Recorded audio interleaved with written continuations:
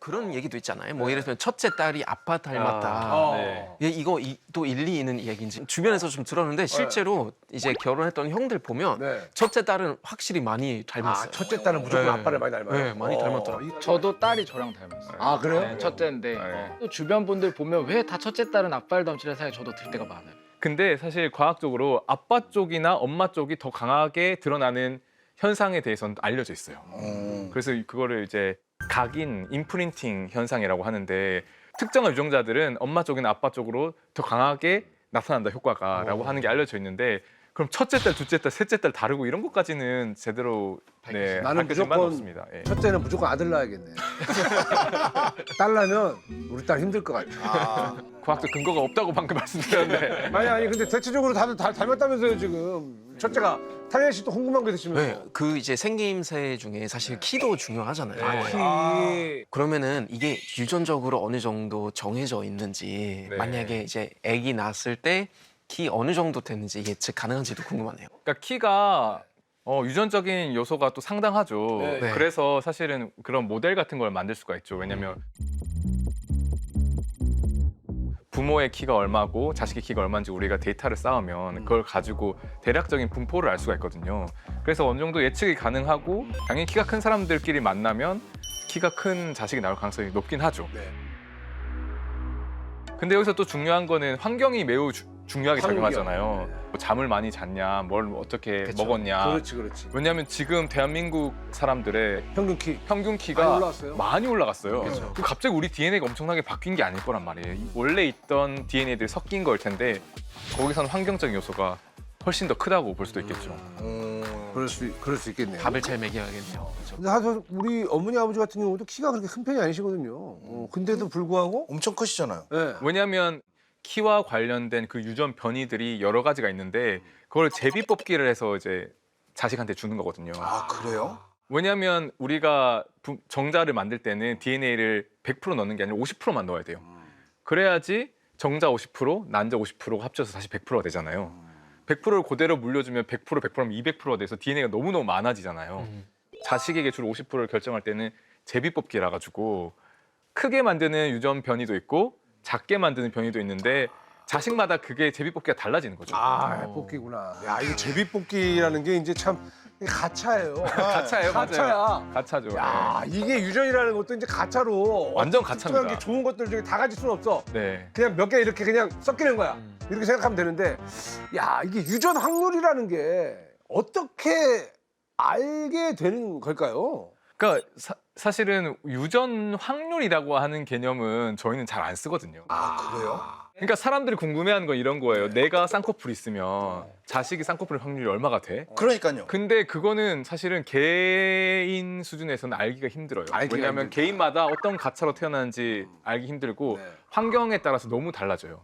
근데 대신에 학자들이 알 수 있는 건 집단 수준에서 확인할 수 있어요. 집단이요? 네. 그래서 여기서 우리가 유전율이라고 하는 개념이 있거든요. 유전율?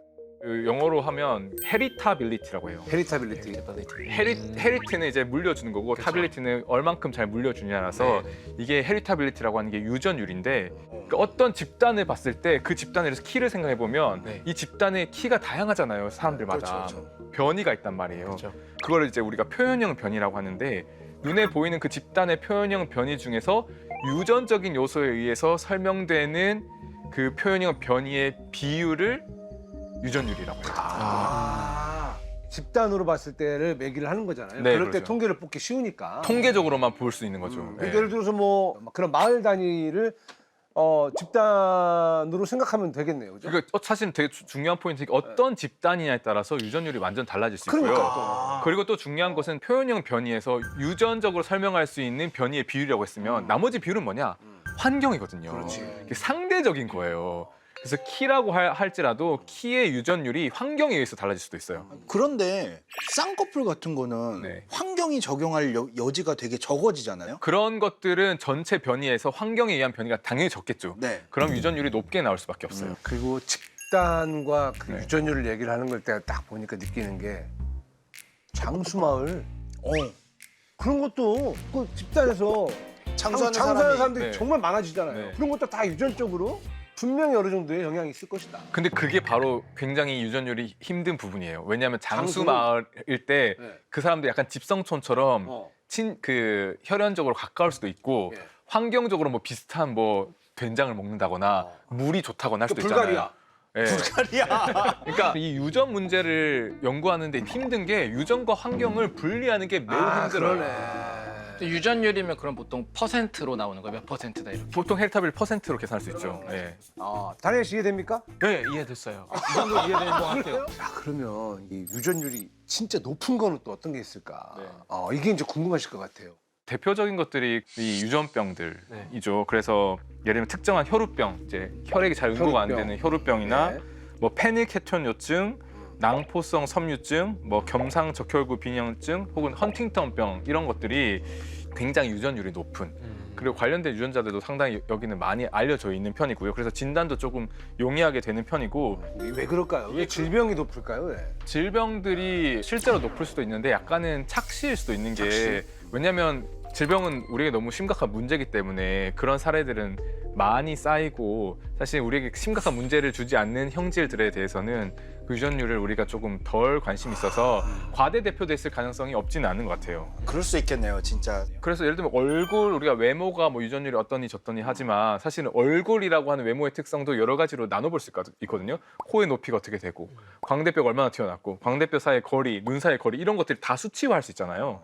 그 수치화를 해보면 그 특성들이 개인별로 다 변이가 존재하는데 각각의 그런 외모적 특성마다 유전율이 또 다 다르게 나옵니다. 근데 이것도 진짜 가차인 게 저도 와이프도 보조개가 없는데 아들은 보조개가 있어요? 네, 선명하게 있어요. 이게 저 같은 경우도 외꺼풀이었는데 지금 쌍꺼풀이 있거든요. 이런 거 같은 경우는 환경적으로 네. 피곤하면 되거든요. 피곤하면 되는데 그럼 이런 것도 전달이 될까요? 지금 내가 외꺼풀이었는데 내가 쌍꺼풀이 됐어요. 그럼 내가 여기에서 아이를 낳으면 내 쌍꺼풀이 전달이 될까요? 그게 굉장히 핫한 주제긴 한데요. 네. 원래 웬만하면 안 된다라고 하는데 사실은 가능성을 원천 배제할 수는 없는 또 그럴 수도 부모 세대의 경험이 자식에게 또 물려줄 수 있냐 아니냐는 요즘 현대 생물학에서 아주 핫한 주제입니다. 근데 이런 눈 관련된 건 저도 이제 환경적 요인이 크다고 봐서 환경적인 게 커요. 왜냐면 요즘 아이들이 쌍꺼풀도 많지만 속눈썹이 되게 길어졌어요. 이게 환경 오염이랑 약간 미세먼지 같은 먼지가 많아지니까 보호하려고 우리나라 그래요? 어린이들 요즘 애들 보면 되게 길어요. 진화. 네, 일종의 약간 환경 적응처럼 태어났을 때부터 길이는 모르겠지만 지금은 그런 거 보면 환경 영향이 엄청 큰 것 같아요.